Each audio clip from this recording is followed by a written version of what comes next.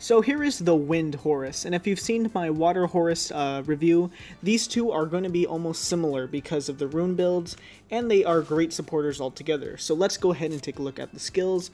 Leader skill, increases the critical rate of all ally monsters in the arena by 24%, very good. Marching Shout, increases the defense and critical rate of all allies for 2 turns, and fully fills up the target ally's attack bar. So this will make for probably some violent and swift, we'll talk about that later.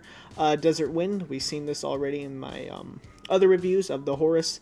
Attacks all enemies with winds of sand, decreasing 30% of their attack bar, and also their attack speed by 2 turns with a 50% chance.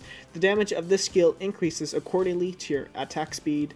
And finally, Overpower, deals damage to an enemy, and with a 50% chance, decreases its attack bar by 30%. So as I said, the Wind Horus and the Water Horus are very similar. So for Desert Wind here, the damage of this skill increases accordingly to your attack speed.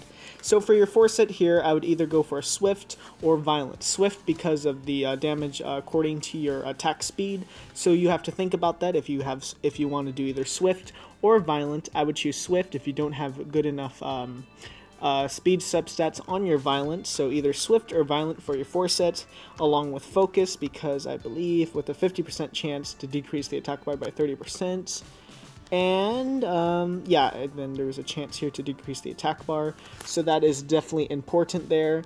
And you may think about here for a Violent to increase the defense and critical rate of your allies, so there's some stuff to think about there. I would try to get some good Violent runes with great speed substats. You can also go for something like Despair, that would be paired up well with the attack bar decrease there. So for my 4 sets, I have either Swift, Violent, or Despair.